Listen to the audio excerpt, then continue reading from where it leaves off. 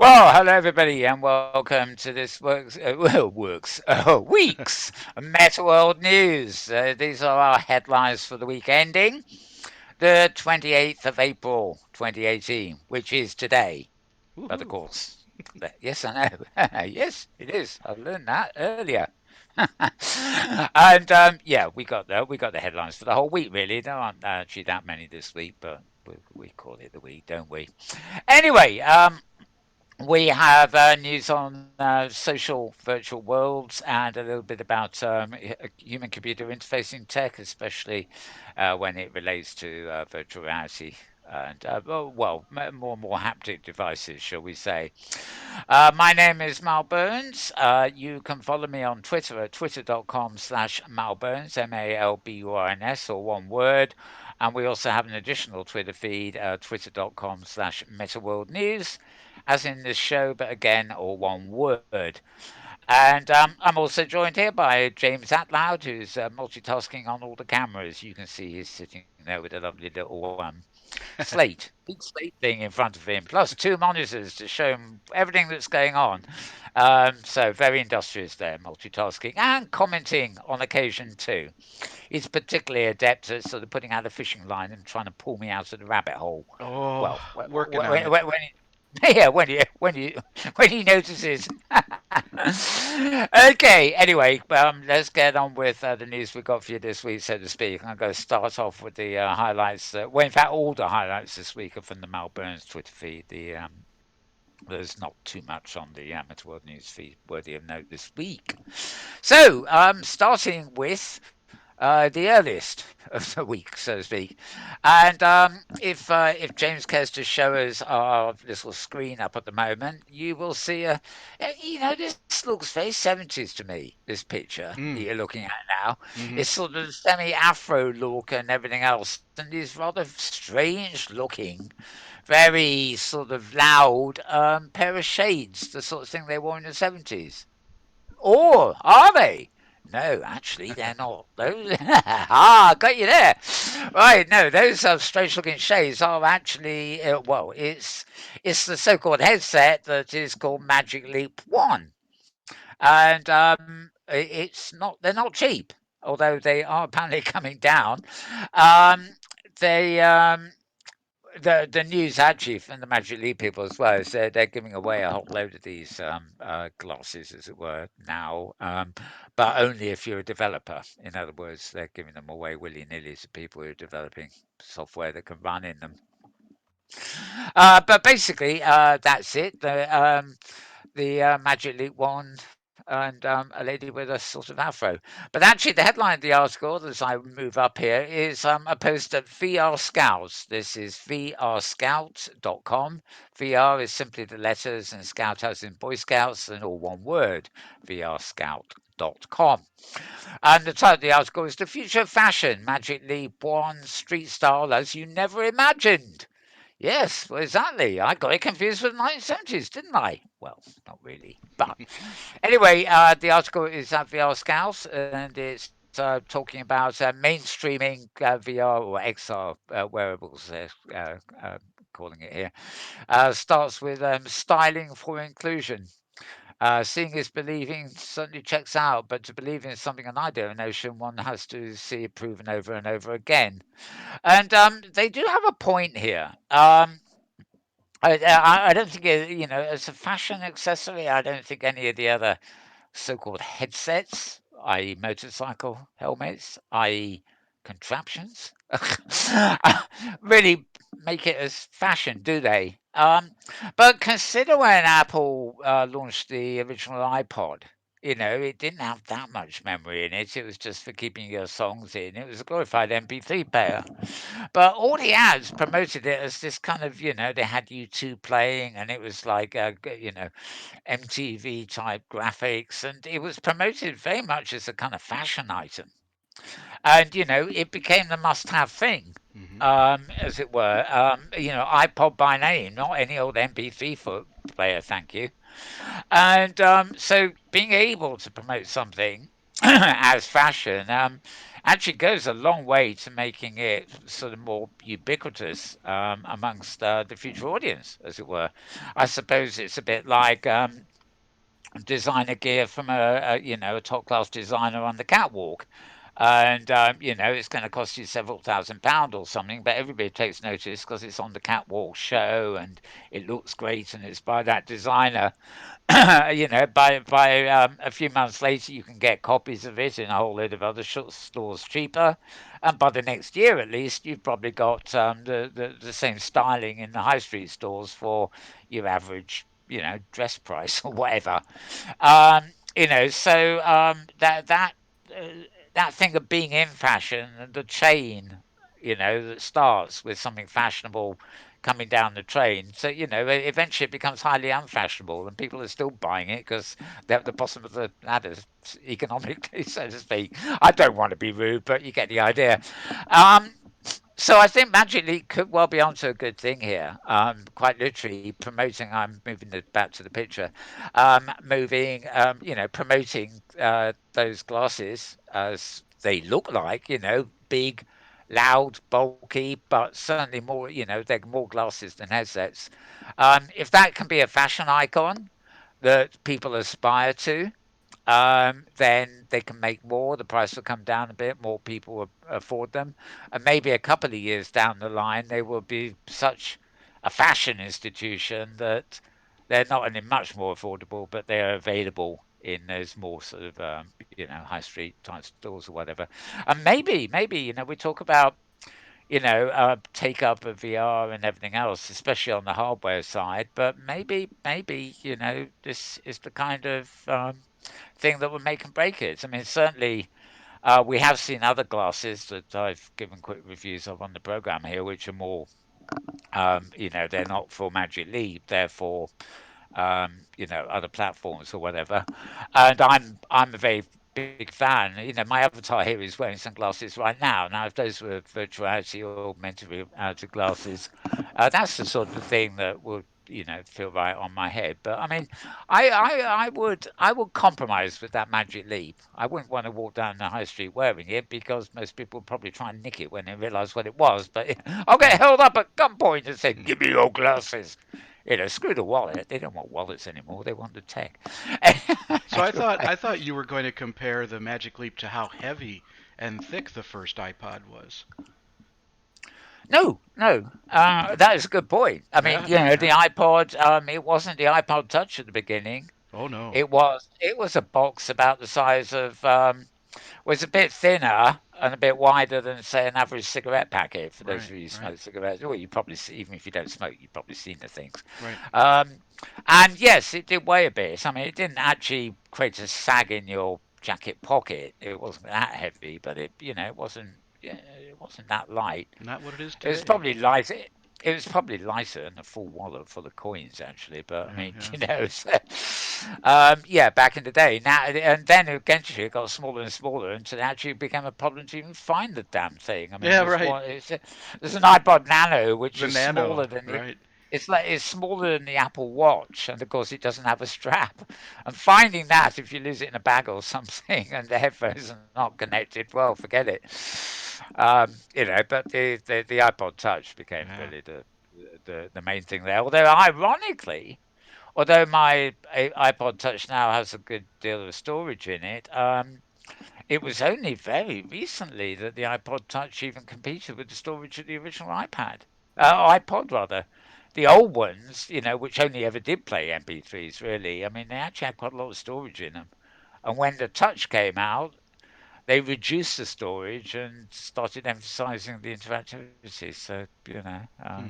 well, uh, wheels in circles and everything goes round and round and stuff like that. Indeed. Anyway, you've got a rabbit hole comment from me already, and we've Oh, almost on the I took first. you there with the size of the iPod. So. Yeah, I know. Well, I saw myself there before that.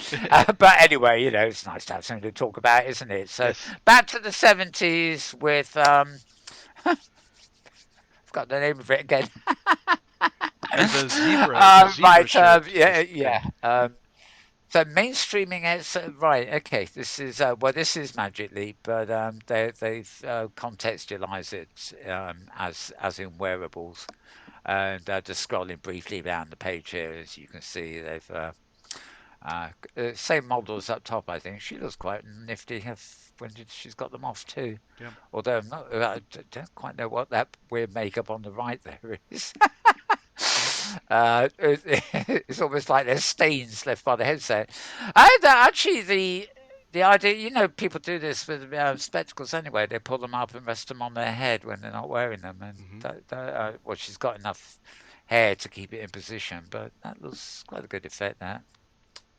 And yeah, and they seem to be giving it almost as much PR to that red suit actually. But there we go. Yeah, there we are again. All very nice. So, yeah, this is the magic leap at work. It's an item of fashion. All Doesn't need right. to do anything, you understand. It's just a fashion accessory. Cough, cough. Okay, let's put that away and move on to something else. Put that away, please. Thank you. Right. Okay, celebrate Earth Day. Again, this is a post at vrscout.com. And of course, we are of when was Earth Day? I think Earth Day's already passed now. Yeah. There's so many environmental days and demos and everything else going on at the It moment. was I a get week ago confused. here. Yeah. It was right. Well, these are nature-themed VR experiences. Got a nice little graphic. So much for my scrolling. It's not very good here, is it? Nice little graphic there, anyway. But this was really a roundup of various things that are to do with environment and Earth Day type things that you can actually see in VR. The 360 video from Frontline of Greenland melting. Mm. Another one called My Africa. I'm not going to risk playing any of these for you, by the way. Stanford's ocean acidification experience. Project Chimps. Oh, isn't he cute? Yeah. Yep. Google Earth VR, bringing the whole wide world to virtual reality. Nature Treks VR, creator VR creator update trailer, and that seems to be it. But a good few examples of things you can do there for Earth Day, and indeed you can now do now Earth Day has passed because it's all good stuff and stuff you should be aware of. So you can find that at vrscout.com, just as in the last link. Moving on, right. Okay, this is a podcast. We haven't really covered it at all before. It's called Staying Alive in Technology. And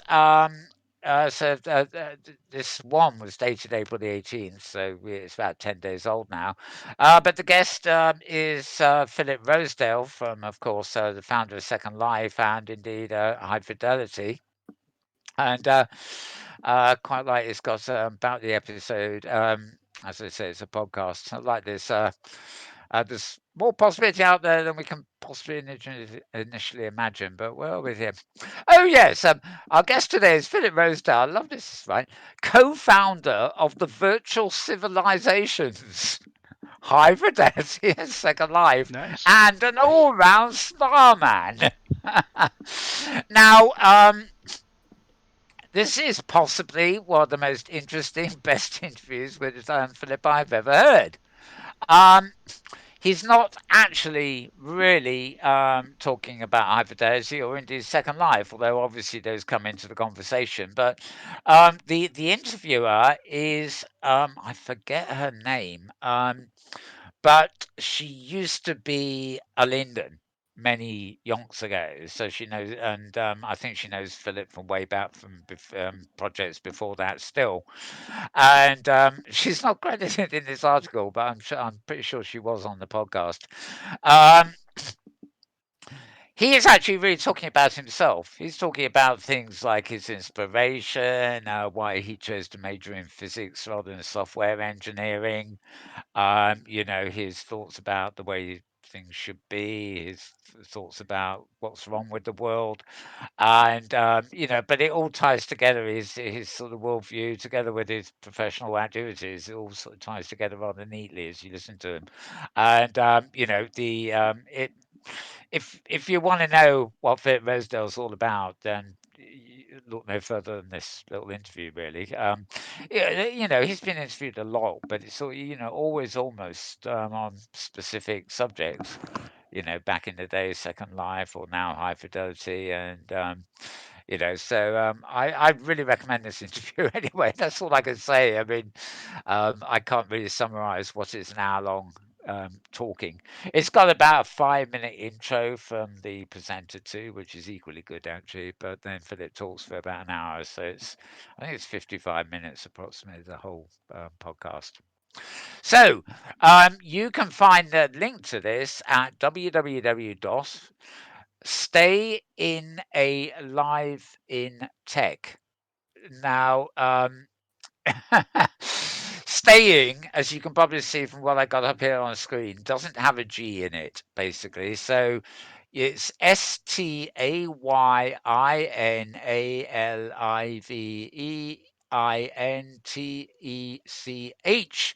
STAYINALIVENTECH.com. Yes. And you can go slash podcast and look up within the last week or so, Philip Rosedale. And they call him Starman, as in the David Bowie song Well, Starman. and They somehow made it. the title of the magazine, "Staying Alive," is a Bee Gees song, isn't it? Actually, it is. I wonder So if that's very, Staying Alive, Staying very Alive. pop, Yes, very pop it culture could be reference. pop oriented. It Yep. could indeed. Um, yeah. Anyway, founder of the virtual civilizations. I love that one. Yeah. I bet Yeah. I bet he does too. I was like, no, virtual world. Come off it. Virtual civilizations, please. And of course, that doesn't account for the few uncivilized people in it, but cough, cough. There aren't too many of them, are there really? Right, Philip Dosel is to us a giant walking among us, and someone whose experiments and questioning spirit may well prove to lead the evolution of technology in this century. Yep, she loves him, obviously. Right, moving on, moving on. That is an excellent interview, though. Please do follow that up. Staying alive in tech. Um, is the name of the site, but no G on the staying. Right. You can, of course, find that on my Twitter stream, twitter.com/malbones, if you have a problem with any of these links and forget them or write them down wrong, then just go to that feed and you'll find them again. This is a mixed reality blog. This is actually from Mozilla with their VR thing. It's actually a more technical article. It's about Voxel, JS being JavaScript, and chunking magic. Um, this is very much like your Lego Minecraft looking thing, isn't it? Um, but really, it's for anybody techie out there who's interested in putting webs on worlds. But also, it tends to explain what voxels are rather than pixels. So it may be of interest. As you can see, it's all text and quite a lot of it, but it may be of interest to some of you on that side of things. So enough said there. Right, a report. Oh, we do love reports. We get a few hundred of them a week, don't we? Anyway, this is a report. Gaming apparently remains the primary use case for VR headsets amongst United States consumers. Well, that is not really too um, informative. No, too much of a surprise, is it? We've actually covered the fact recently that, in fact, headsets are. They've kind of reached their peak of interest, I think, and as we saw with things like high fidelity putting a renewed focus on desktop, um, the those clunky headsets and everything, although they're very good and remarkable experiences, and people jump out of their skin when they experience VR, they're not the easiest of things to wear around the house doing things, or certainly not out in the streets. And you've really got to be a hardcore gamer or working a job where virtual reality is giving you an enhanced, work experience to actually be wearing these things. And also, they do drain you a little bit after you've had them on for more than 5 minutes. Best practice would seem to be a bit like computer monitors. You have 15 minutes on screen, then 5 minutes away from it. Nobody follows that practice anymore, but If anything, in a headset, it's probably even more the case. To take the damn thing off at least every 10, 15 minutes and give yourself a break. Um, so um, it's not really surprising that gamers are the ones who've really picked up on the VR headsets. And I mean, there are a considerable number of gamers around. Of course, there are also an equally considerable number of these headsets out there. I don't know whether it's reached saturation point yet. You have to compare this a little bit to Apple's problem and other people's problems, I suppose, with things like the iPad. With a new one coming out every year, people don't buy it yearly. They may renew the one they've got every 5 years or something, and suddenly they've reached saturation point.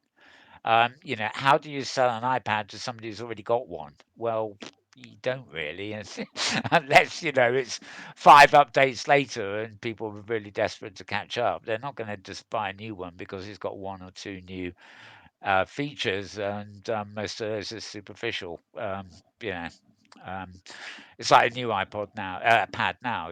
So it's got a new Magic Keyboard and a new Magic Pencil to go with it. But the keyboard and the pencil are not backwards compatible with with last year's version, and uh, if you go and buy a new iPad now, you're getting something the specs are slightly better, but then you have to go and buy a new Apple Pencil and a new Apple keyboard. It's a bit of a racket now, and as I say, what do you do when you reach saturation point? You start relying on sort of, instead of giving it a break and developing something really new, you just tweak what you got already and try and sell it again. It's not really the ideal thing. And I suspect headsets are entering that kind of area now. I mean, um, is there anybody left, as it were, that isn't a hardcore gamer or really needs them in the workplace, ready to buy these things? And the answer is yes, they will still sell, probably in the workplace more than domestically. But I don't think people are going to buy them to watch television on, and whatever they say about Facebook's new Oculus Quest and the other one is coming out. But we will see what we will see. Don't want to down VR really when it's um, you know the idea of a virtual world is very unique to what we do and offers greater value. Whether we actually need the 3D viewing technology too much at the time, anyway, is another thing entirely. So there you go.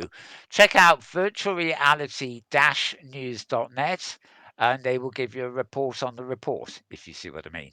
Yes, very informative. Bins it immediately. Now, here we are. Cute pictures again, eh? Um, right, this is a review. It says uploadvr.com. That's upload and then the letters VR, but all one word, it's squashed together. Uploadvr.com. And the post title is Walls in the Walls Impressions. Walls in the Walls, as you can probably tell from the picture, is a cute little sort of gamey thing, made for VR. But I was quite interested in this review. Again, it is something I haven't tried. Let me scroll down here briefly. They've got a trailer here. Um, it's from some ex Oculus Story Studio people. I'm just trying to find out if right premiered at Tribeca this week. It sounds like the sort of thing that you can probably get and run in the standalone Oculus Go. Okay. It's directed by somebody called B. Benton. It's based on an illustrated book called Walls in the Walls, which was written by Neil Gaiman and illustrated by Dave McKean um, from way back. Um, no firm release date for the entire story, which eventually will include a third chapter and run to about 40 minutes altogether.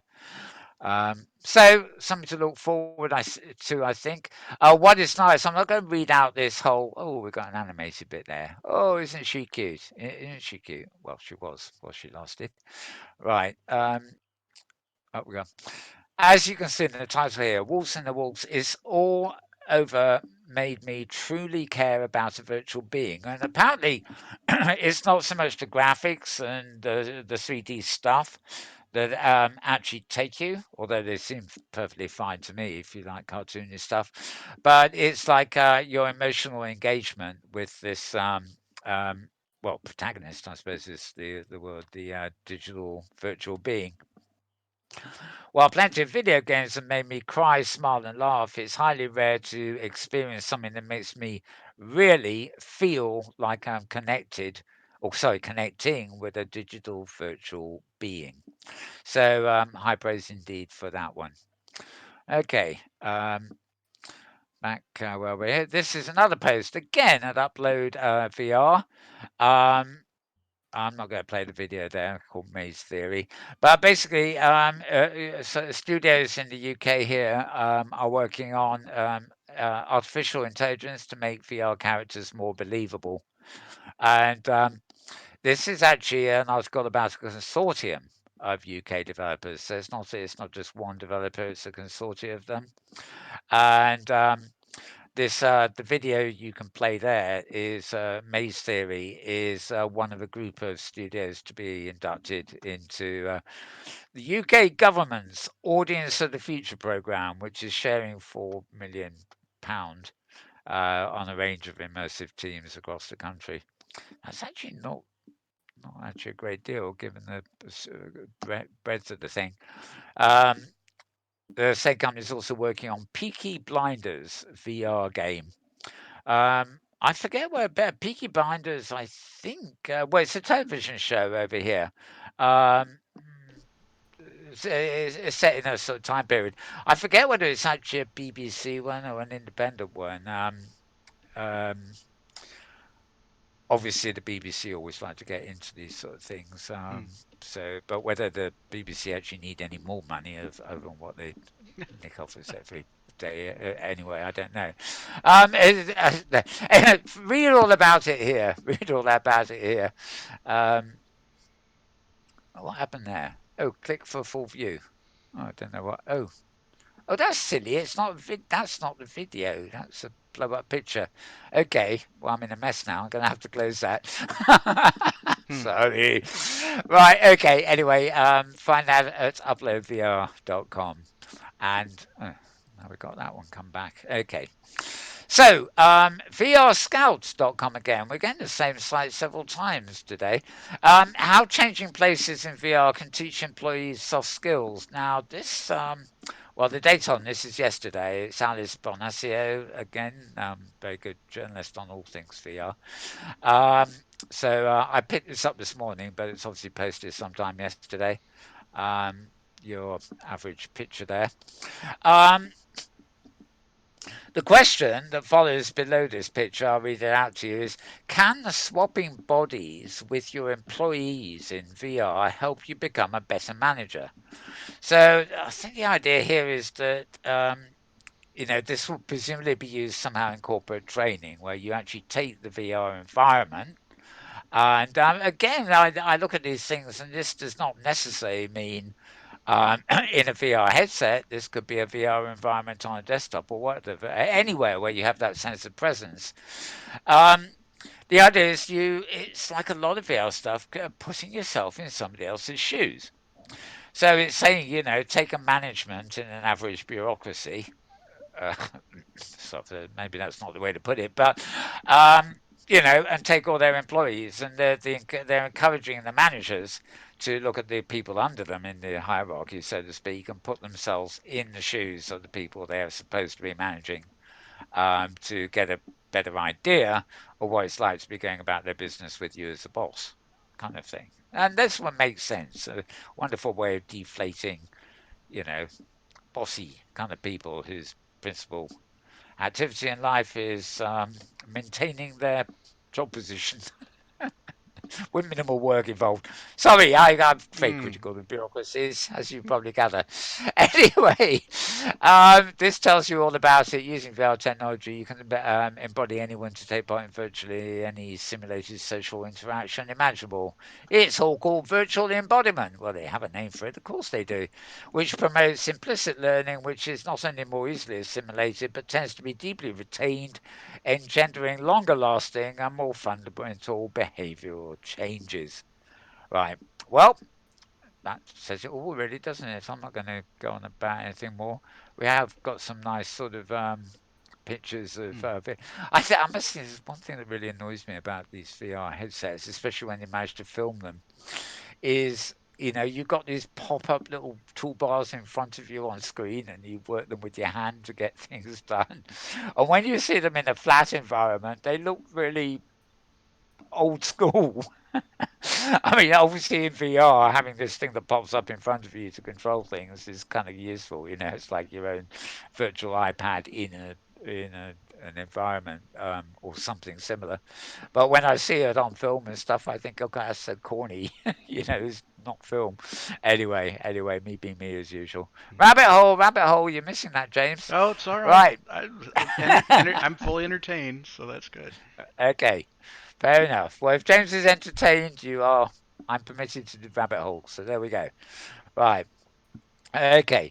Top startups developing virtual reality and augmented reality solutions for surgeons. Well, again, almost every week there's some post that has to do with medical use of VR, be it the 3D technology or simply virtual worlds. And here we are again. This post is at virtualrealitytimes.com. That's three words all joined together. Virtualrealitytimes.com. No abbreviated letters on this one. Thank you. And we got reminders for this show popping up. That's no, it's for the next show. Sorry. Right. Um, Okay, this is really just a summary article, and in particular, it's very specific. It's sort of solutions for surgeons. We've had quite a few, you know, um, posts, about the way virtual reality is being used for either training surgeons or by qualified surgeons themselves to enhance their abilities. Um, if you're training to be a surgeon, then it's probably well, I certainly don't want to be on an operating table with a trainee surgeon who's trying out the knife for the first time. So having a virtuality patient could be a bit of a godsend. Sort of you're not going to splice the wrong organs and kill somebody on the operating table, and hopefully you do it virtually enough that when you go to get down to the real thing, you'll be a master at it.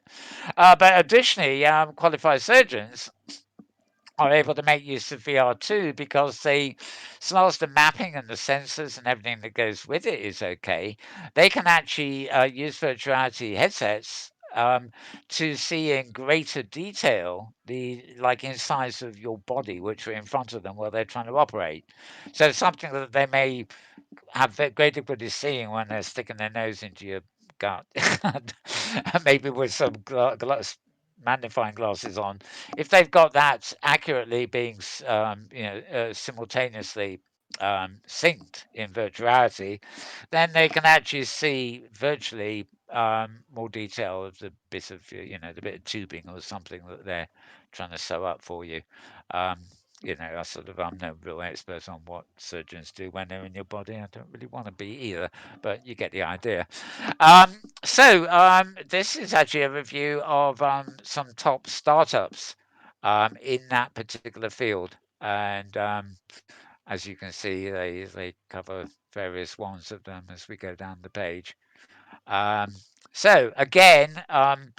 probably if you're curious about that kind of thing, then go here and find out more about it. But certainly, if you are in the medical field, and especially if you're in a surgeon or in that part of medicine, then I think you'll find that very interesting. So, good summary there. Virtualrealitytimes.com. Virtual Reality Times, three words all squashed into one. And virtualrealitytimes.com. So, go to that. Right. We're getting to the end, near the end this week anyway. Again, virtualrealitytimes.com. They're also grouped together rather conveniently this week, aren't they? This article is this Chinese city is going to be big on virtuality. And this is posted on the 28th, which is today. Ah, I thought it came yesterday, but never mind. It might be a Japanese time zone, a Chinese time zone business. Who knows? Right. So this is a report of a report at the South China Morning Post. Um, it's talking about a provincial Chinese city that has made a very huge virtuality play.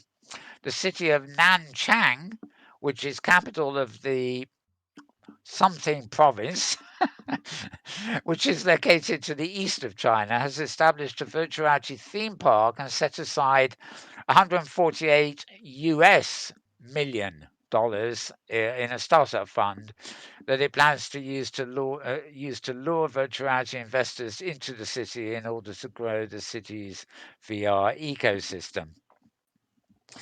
It's What's unusual is that this is not Shanghai, Beijing, or somewhere else, but it's actually what might be considered a backwater city of relatively poor mining and agricultural province, etc., etc. I mean, the theme park is obviously kind of more VR based. They're calling it industrial theme park. You know, get people to come in and develop their companies um, here, so to speak. Um, which you know, this happens all over the world, really. You know, sort of. Yeah, I look at Wales in the United Kingdom, for example. There are lots of little towns and things that relied on mining back on the day, and same in Cornwall as well. You know, sort of setting itself up as a sort of specialized new technology center in some way or for services is you know, the one of the most obvious ways they can get themselves sort of economically viable again in the modern age where their traditional um, economy has failed. Um, this article is just a wee bit vague. That is clearly the idea here. This Chinese backwater was to be a major VR outpost, but they do talk about growing the city's VR ecosystem too. So whether they actually want to develop things, you know, that are VR based, that are actually good for the local community or help the local community as well, is it's a bit unclear from the way the article is written. But do check that out at vrtimes.com. Now, astonishingly enough, that is my last post. Yes, indeed, Oh, it's okay.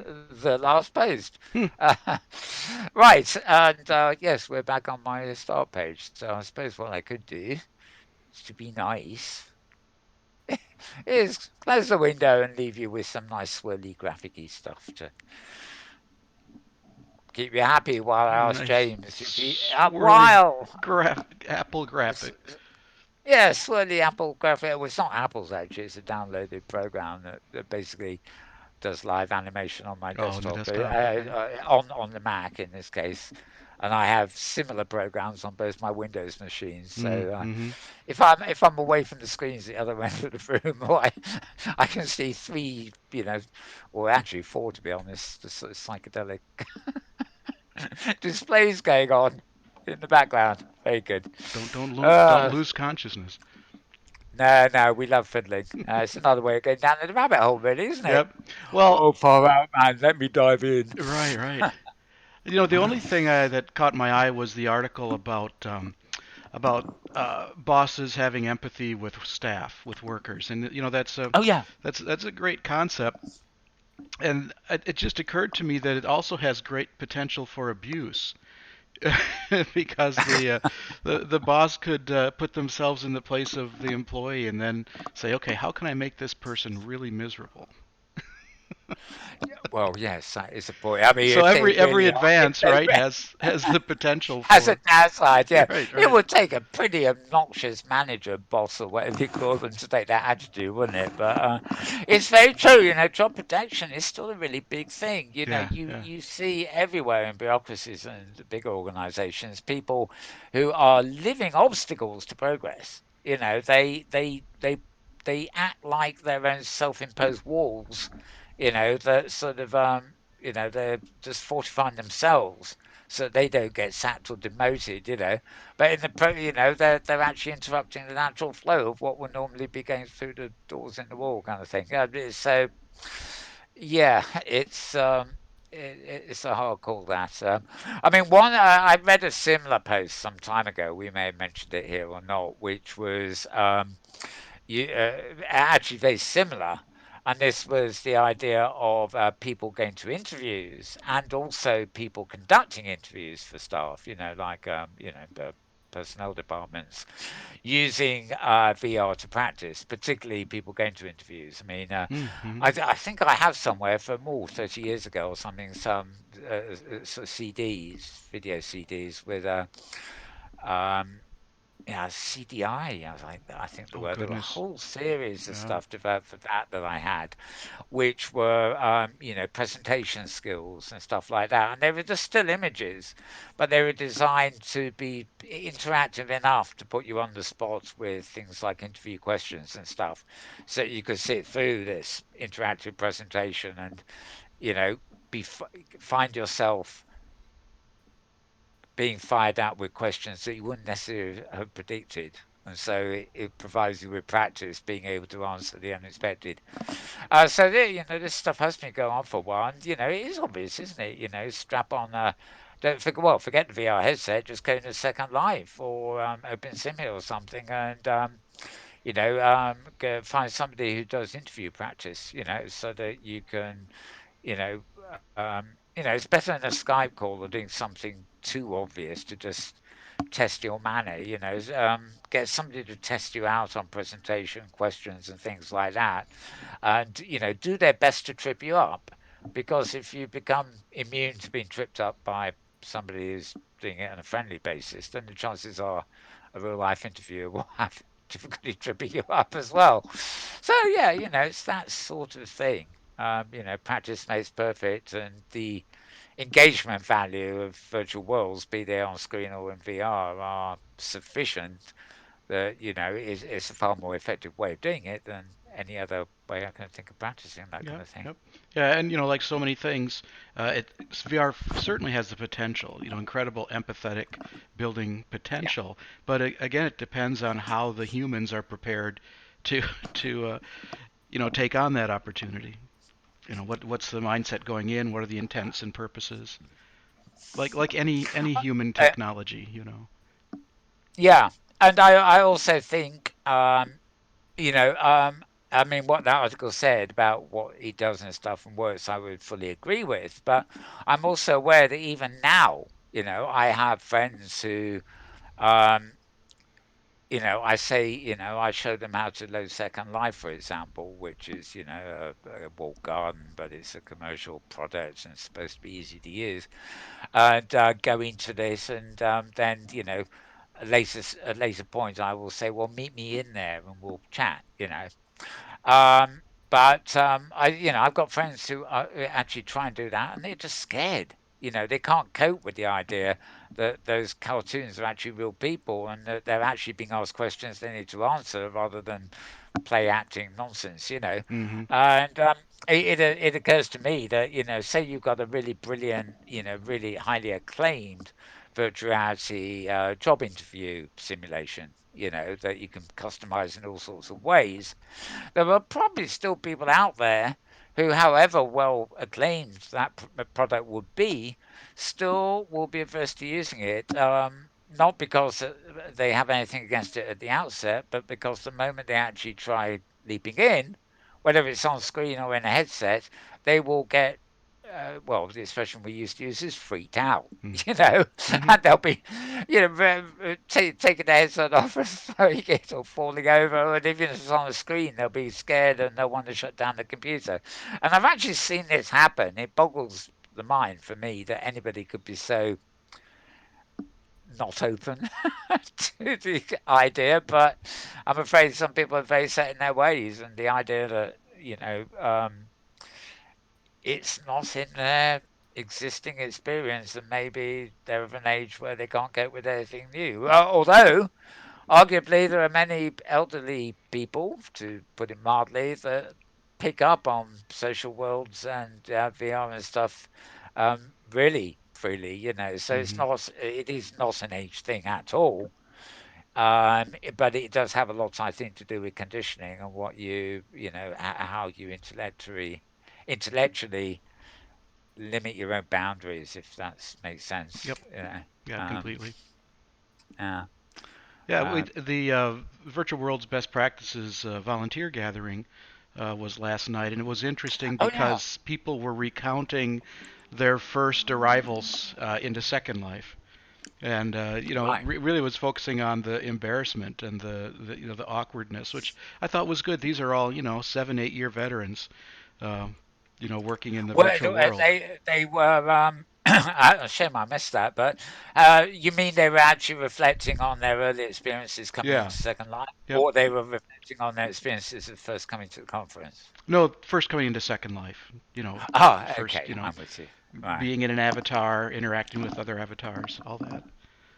Yeah. Well, it is. It is funny actually, and Mm-hmm. I've heard a lot of people, Fleet too, because I think has a recounting. I'm not going to go into it. It's very uniquely hers, and a bit rude too, but Sure, sure. a wonderful encounting of jumping first into Second Life and then just going with it. So it actually reflects on just exactly all the things that managed to happen to her. Oh yeah, and a lot can Within a happen. Yeah.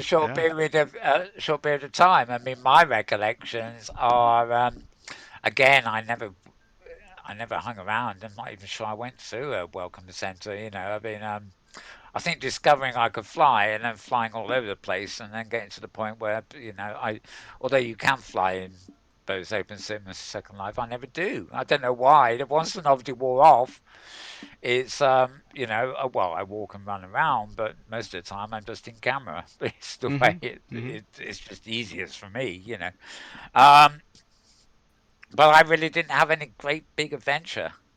It probably took me 5 to 7 months or something to really feel like I was, totally immersed in the world and with people, met Mm-hmm. enough Yep. people and engaged in various activities I started doing. And it'd be a couple of years later before I really started feeling like the world was second nature to me and I could do anything I want, be it something like this show or whatever. Right. Um, but as I say, and other people are just scared shitless upon the expression to actually even open a viewer on their screen. So, go figure. Yep. But I think there'll be generational changes. As I say, I think it's aptitude more than age Mm-hmm. that dictates these things, but also, um, that conditioning, if that's the right word for it. I mean, kids today I don't even know whether they're into gaming the way that in the 70s and 80s kids were into gaming. But I mean, they obviously are, but they're on different machines. But all these interfaces and concepts are so second nature to kids these days, and even young adults. I think that in a generation or two, and nobody will be. There won't be many people around who are quite literally scared to use it. Mm-hmm. Right. The augmentation aspect of things will be par for the course by then, I should think. We will see. Yep. We'll all be dead and gone when it happens, but what the hell? If I can get myself uploaded onto a two Right. gig, a 2 terabyte memory stick, and then Into your robot body. have it Right. saved for posterity so that it can be plugged in and uploaded when the technology finally arrives. That would do. And the virtual me will become the real me, and the real That's me will right. become a memory, and we'll start questioning what memory is and whether reality exists at all. Yes, something like that. Yep. Anyway, Something like that. something like that, indeed. Okay, well, I think we're all done. I think we're all done. I Yep. don't know whether we've run to. This is going to be a short one. It always is, and a short one ends up being as long as No, every other still show. But there we go. 49 minutes at this point. Yeah, I know. Yep. It's amazing what we can do with 7 articles to Mm-hmm. blabber on about, or me blabbering on about, as the case may be. Okay, folks. Well, that's it for this week. Thanking James, of course, and thanking myself. So it's goodbye from him. And it's goodbye from him over there. Yes, from the two of us, indeed. Have a good week, everybody, and we'll see you same time next week. Bye for now.